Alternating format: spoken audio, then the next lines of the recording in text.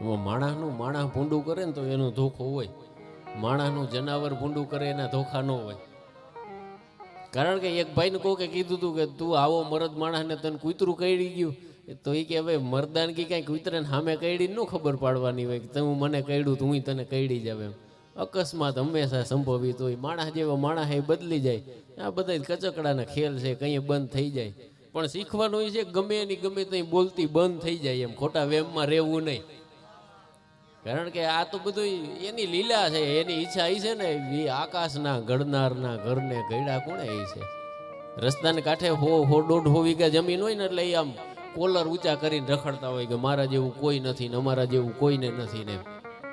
પણ આપણે કંઈક આપણા જે ગઈઢાઓ હતા ને, હા આ છેલ્લો રાઉન્ડ પૈસા ઉડાડવાનો, પછી રૂપિયા ઉડાડવાય કોઈ આવજોમાં, હા આ બધા ગાયને ત્યાં ઉડાડજો એમાં સારા લાગી. મારી પછી વાત આખી મરી જાય ને હું 100 કિલોમીટર કાપીને વાતું કરવા આવ્યો એમ. તમારો ભાવ સાચો છે, તમારો પ્રેમ છે, હા નાઈટ છે ભાઈ, જ્ઞાતિ ગંગા એનાથી તો ઓળખાય છે, એનાથી વિશેષ શું હોય. પણ રાજીપો આપણને એ વાત ન થાય એમ કે આ જુવાનિયા બધા પ્રેમ આપતા હોય, લાગણી આપતા હોય, એના થકી હોય. સાંભળનાર કોઈ પણ માણસ હોય, ચાહે બેહી અને ખાલી સાંભળતો હોય ને. મારા બાપુએ એક બહુ મજાની વાત મને શીખવાડી છે કે આશીર્વાદ કોઈને આપશે નહીં. આશીર્વાદ છે ને એક એવી વસ્તુ છે કે આપશે નહીં કોઈ, પણ આખા પ્રોગ્રામમાં એકાદ કવિતા એવું બોલાઈ જાય, એકાદ વાત એવી થઈ જાય, એકાદ વાક્ય એવું બોલી જાય કે સામે બેઠેલી મેદનીમાં એક માણસ એમ કહી દે કે વાહ, તો એ અહીંયા લાગી ગયા કહેવાય સાહેબ. કારણ કે આશીર્વાદ એ નીકળી જાય, માયગે નથી મળતા. માયગે મળતા હોત તો આ રસ્તામાં માણસ રખડે છે એમને ન રખડતા હોત. વાતો એ કરતો હતો કે ભરોહાની તાંદુરની પોટલીમાં ભરી અને સુદામો પોરબંદર બાજુ ધીરો ધીરો હાલતો થયો હોય. એ ખબર તો એને જ પડે સાહેબ કે જેને વિપત સ્થિતિમાં, જીવનની એવી પરિસ્થિતિમાં કે તમારા ગજવા ખાલી થઈ ગયા હોય ને તમે કોકના ઘરે માગવા ગયા હોય ને તઈ ખબર પડે. કારણ કે દાદે મેં શરૂઆતમાં એક તમને છંદ સંભળાવ્યો કે તું હાલ ને જટ હોય ત્યાંથી. કવિ દાદે માતાજીને અરજ કરી કે તું હાલ ને જટ હોય ત્યાંથી, હવે કોઈ વાલું નવ કને અને વાટું નિહાળે વાવડે માં તલખતા છોરું તને. જેદી ગરજ પડે, જેદી ભીર પડે, તેદી તું ઊભી ને રહેજે એક ઘડીએ. આ કવિતનું પ્રાણ આ છે, કવિતની વાત આ છે. એના પાયામાં મંચો ઉપરથી લાખો વાર ગવાઈ ગઈ, લાખો વાર બોલાઈ ગઈ. સાંભળનાર સાંભળીને વયા ગયા, બોલનાર બોલીને વયા ગયા. પણ કવિતને ઊભું રાખી અને આપણે કોઈ દી પૂછ્યું નથી કે આના ભીતરમાં તત્વ કયું છે. એને એમ કીધું કે હું મારા મોટરસાઇકલમાં પંચર થઈ જાય અને એ બાય તું દોડ, એમાં તું દોડ એવું નથી. મોબાઈલની ડિસ્પ્લે તૂટી જાય અને માનતા કરી નાખું હું એ નથી. 5, 25 કે 1000-1500 રૂપિયા ખોવાઈ જાય ને માં તું મારી મદદ કર, હું એ નથી. પણ ચારેય કોરથી ભાઈઓ જાયું ને ભાઈબંધુ સમાજમાં જગતમાં મારો કોઈ હાથ ન પકડે અને ચારેય કોર અંધકાર થઈ જાય ને તેથી એકવાર અવાજ કરીશ, તેથી તું ઊભી ને રહેજે એક ઘડીએ, ધાબરી લઈ તોડજે, રવરાય લાજુ રાખવા તું વખત વહેલી આવજે. એ સુદામો છે એ તાંદુરની પોટલી લઈ અને ધીરો ધીરો આસ્થાથી હાલતો થયો. તે દાદ બાપુની આ બીજી ચરજ છે કે અમુક વખતે તમે એટલા વટથી, એટલી ખુમારીથી કે એટલી ખાનદાનીથી જીવતા હોય કે તમે નક્કી કર્યું હોય કે આ ખોડિયામાંથી કદાચ પ્રાણ નીકળી જાય તોય ભલે વયા જાય, પણ એના ફરિયામાં બીજી વાર પગ નહીં મૂકું. ત્યાં દાદ બાપુએ ટાંક મારી લખ્યું કે જે આંગણા કદી જોવા નહોતા ત્યાં જાંચવા જવું પડ્યું. તમે અમુક વખતે નક્કી કર્યું હોય કે આ ખોરિયામાંથી પ્રાણ નીકળી જાય તો એના ઘરે હું બીજી વાર માગવા નહીં જાઉં, પણ છતાંય તમારી મજબૂરી હોય, તમારો વખત હારે ન હોય, તમારો સમય પલટી ગયો હોય, ત્યાં દાદે લખ્યું જે આંગણા કદી જોવા નહોતા ત્યાં જાંચવા જવું પડ્યું. અને જે કરમ નહોતું પૂર્વજોનું આ જાંચવું પડ્યું. અવિકાળ અને અવિચરમાંથી બાઈ તું આવીને ઉગારજે, રવરાઈ લાજુ રાખવા તું વખત વહેલી આવજે. સુદામો છે એ આસ્થા અને ભક્તિ અને ગરીબીને ઠેલીમાં ભરી અને ધીરો ધીરો હાલતો થયો. તે દ્વારપાડો જવા નથી દેતા. ચા કરતા કીટલીઓ હંમેશા ગરમ હોય સાહેબ, કારણ કે એ આછા પહેરે લુગડાને વાતું કરે અજબ, રાજાના મન રીઝવવા એ ગોલાપા કરે ગજબ. જવા ન દે કૃષ્ણ તારો ભાઈબંધ હોય, તારા જેવો કૃષ્ણ ને ભાઈબંધ ન હોય, તારો વેહ જો ને તારો દેહ જો ને આમ કરી. અને આ વાત તમે બધા જાણો છો, પણ સુદામો અહીંયા રહી જાય, કૃષ્ણની મહેમાનગતિ કરે.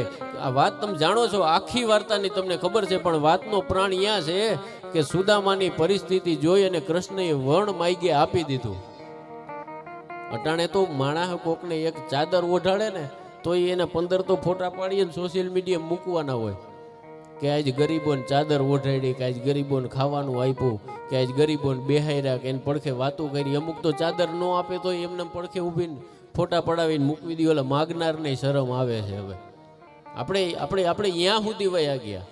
અને પછી સુદામા મહેમાન ગતિ કરી અને એક દી કૃષ્ણની રજા લેવા જાય કે હવે મને જવા દે, અહીંયા મારી રાહ જોતા છે. કૃષ્ણ ના પાડે કે હજી થોડાક દી રે ને, મારું મહેમાન થાને, આપણે કેટલા વર્ષે ભેગા થયા, તું પછી ન્યા જાય ને મને ભૂલી જા. એમ કરીએ ને કૃષ્ણ રોકવાનું કે, પણ સુદામા છે એ રોકાવાની ના પાડે. અને સુદામો ધીરો ધીરો કૃષ્ણની રજા લઈ અને હાલતો થાય. તઈ ઓધવ અને કાનુડો બે ઊભા હતા.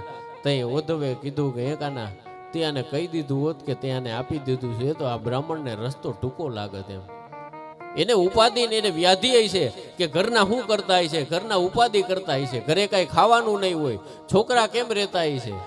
આ ઉપાધિમાં એને બહુ આઘું લાગશે. એનું ઘર ખાલી તે એકવાર એમ કહી દીધું હોત કે મેં તને આપી દીધું છે. અને તઈ કૃષ્ણએ કીધું હતું કે ઓધવ એ માગવા આવ્યો તો માગનાર જો માગી ન શકતો હોય તો હું દેનાર કેમ કહી શકું કે મેં તને આટલું દઈ દીધું છે. કહેવાનો અર્થ કે અમુક માણા હાથ વાટીને એટલા આવતા હોય કે એ સામેથી તમને કહીએ ન હગે કે મને આ કાંઈ આની જરૂર છે. કારણ કે વાતળીએ વ્રેમન ડોલે. ખાલી માણા તમારા સામે આવીને આમ એની આંખમાં જ આપણે જોઈ તો આપણને સમજાઈ જાય કે તમામ સંબંધો અહીં માતાઓ બહેનોની મોટી હાજરી છે. ત્યાં મને ભાઈએ યાદી કરાવી હતી કે વાત કરજો એમ. પણ દીકરી એક એવો વિષય, એક એવું તત્વ છે કે જેના વિશે તમે ગમે એટલું બોલો, રાતની રાત હું તમે એના ઉપર ભાઈ ચા પ્લીઝ હવે ચા બંધ કરી દો પ્લીઝ. હા હવે વિનંતી નહીં. હવે હું અહીંથી નાઈતનો દીકરો હોવાને નાતે તમને હુકમ કરું છું કે હવે અહીં ચા કે પાણી કાંઈ જ ન આપવામાં આવે જ્યાં સુધી હું બોલું છું ત્યાં સુધી. આ બસ પ્લીઝ નીકળી જાઓ. અને જે બહેનોને માતાઓને તમને માથું હું નહીં દુખવા દઉં એ મારી તમને ગેરંટી એમ. હા, કારણ કે આમાં કેવું છે કે અહીંયા અમે આવીએ ને અહીંથી હું એવી તમને વાતો કરી શકું હિન હાહાન કરીને વહી જાય. પણ તમે આટલો ઉજાગરો કરીને આટલા બધા માણસો એકારે મને એકને તમે સાંભળો છો તો એ કેટલો ટાઈમ તમે મને આપો છો બધાય. એનો હિસાબ હું કરું ને તો એ કલાકો થાય. તમારી 5 મિનિટ લઉં તો અહીં કેટલા માણસો બેઠા છે. 5 ગુણ્યા આટલા માથા કરી નાખું. તમારી 3-4 કલાક બરબાદ કરીને હું અહીંથી વયો જાવ એ હું પાપમાં પડું. આમાં વાણી દોષ લાગે. અહીંયા બોલીને તમને કંટાળો લેવડાવીને કાલ આખો દી માથું દુખે એ તમને ન ખબર હોય. વાણી દોષ લાગે ને આખો દી માથું દુખે. નો ધંધો હું છે નો નીંદર આવે. એટલે હું મારામાંથી છૂટી જાઉં, તમે સાંભળવામાંથી છૂટી જાઉં તો મને એનો કાંઈ બહુ વાંધો નથી. પણ વાત હું એ કરતો હતો કે લોક સાહિત્ય બેન વિશે અહીંયા સુધી લખ્યું કે મનોહર ને મીઠડી તું ઈશ્વરની દીધેલ દેન. બેન એટલે એ કયું તત્વ કે મનોહર અને મીઠડી તું ઈશ્વરની દીધેલ દેન. માં જેવી મમતાળી મને બેહદ વાલી બેન. બેન એટલે એવું તત્વ સાહેબ કે માંથી વધીને બેન ક્યાં આવે. માં અને બેનમાં ફરક લોક સાહિત્ય બહુ નથી કર્યો. કારણ કે માં વિશે એમ કીધું કે મળદું પડ્યું મહાણે માથે જમ જડાફા ખાય તો એને છેરુની ચિંતા થાય આને કેમ વિહરીએ કાગડા. રામચરિત માનસનું સર્જન કર્યા પછી તુલસીદાસજીને કોઈ સવાલ કર્યો તો કે તમને સૌથી પ્રિય અક્ષર કયા.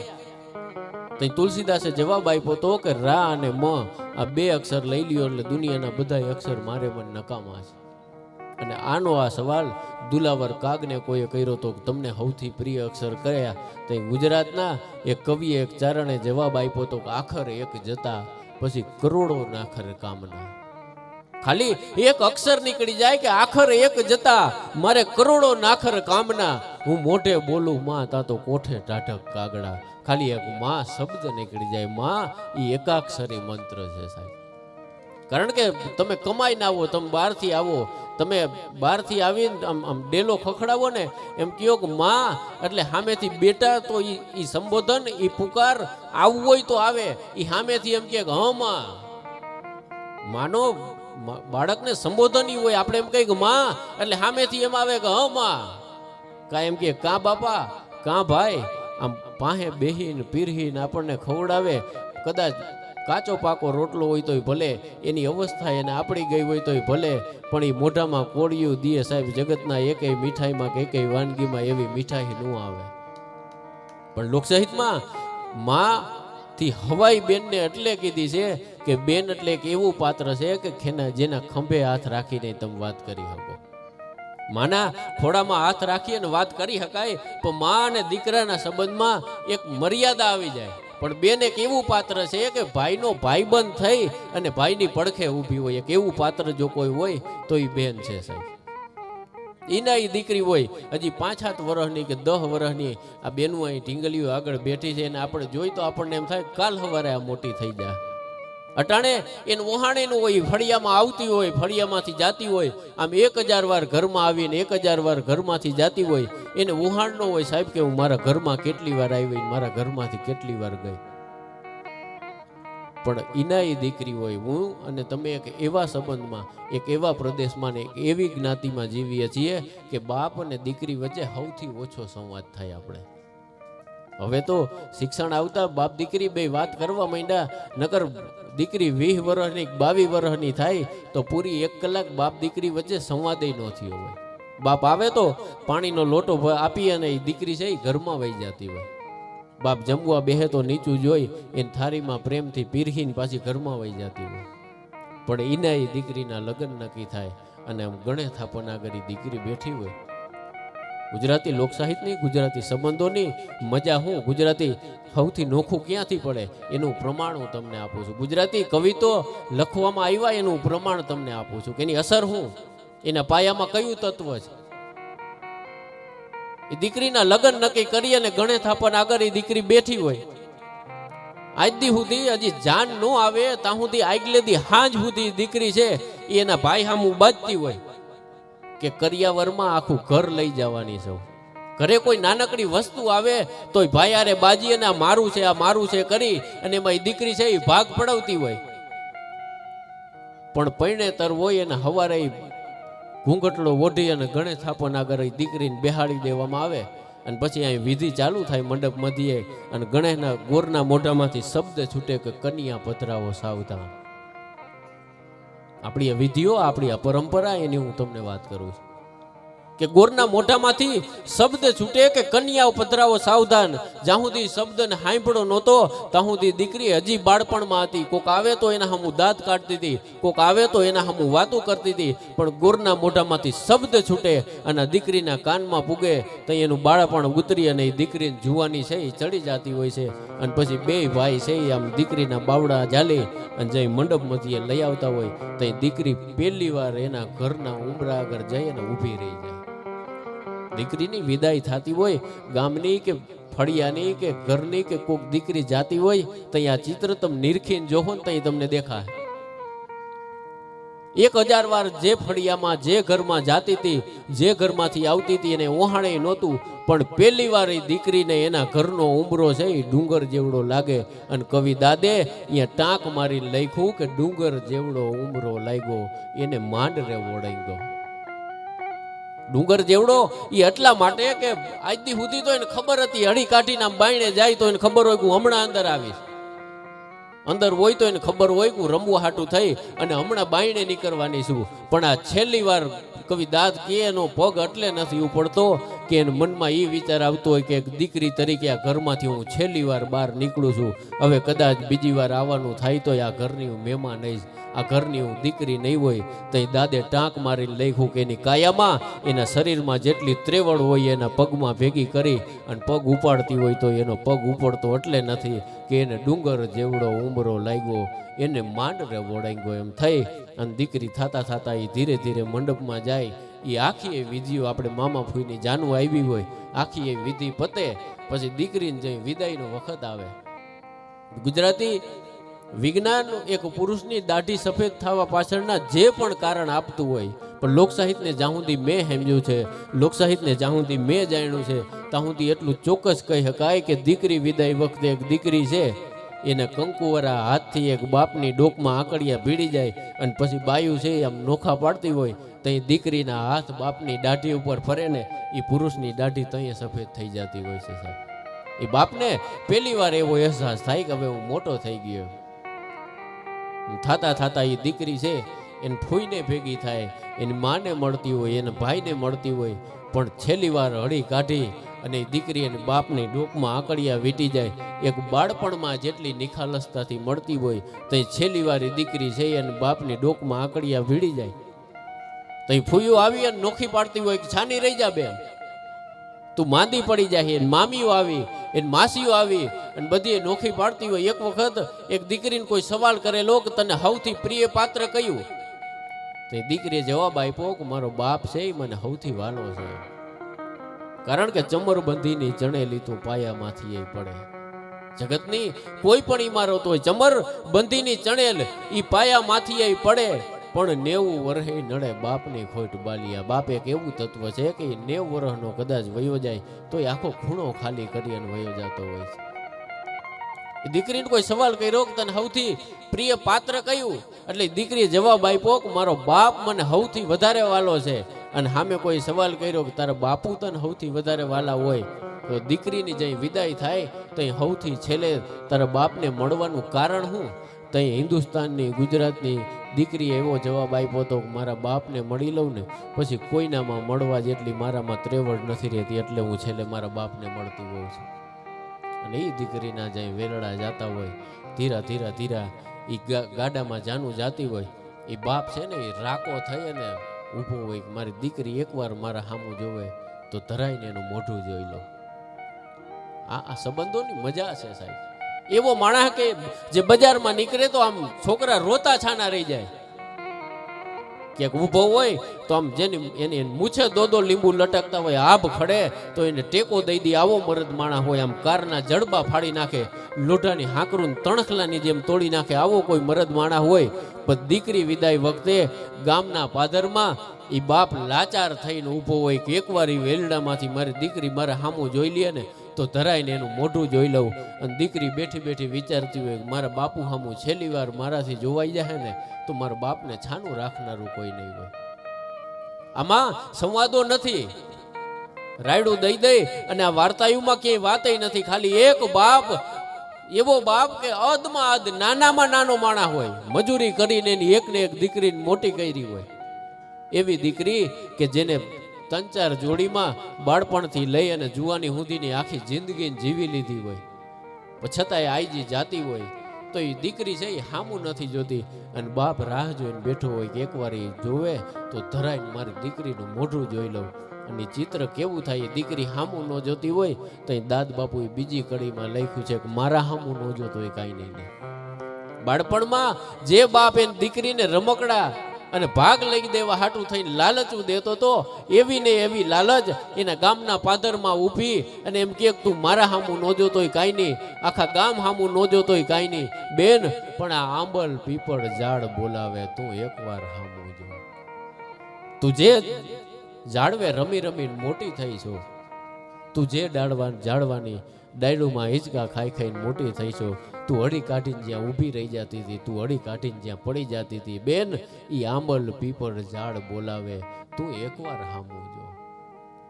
આખા ગીતની એક એક કડી પર વાત કરી તો એ બહુ મોટી થાય, પણ છેલ્લે એ દીકરીની વિદાય થઈ જાય, દીકરી સામું ન જોવે તો એ બાપ છે એ છેલ્લે રાકો થઈ અને આમ ટગર ટગર જેમ ધ્રુવના તારા સામું કોઈક માણસ જોતો હોય રાહ જોઈ, એમ એ બાપ છે એ ઊભો ઊભો જોતો હોય, પણ એ દીકરી છે એ સામું ન જોવે.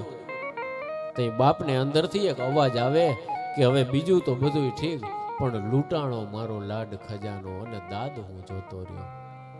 આ શબ્દ વાપરો છે કે લૂંટાણો મારો લાડ ખજાનો.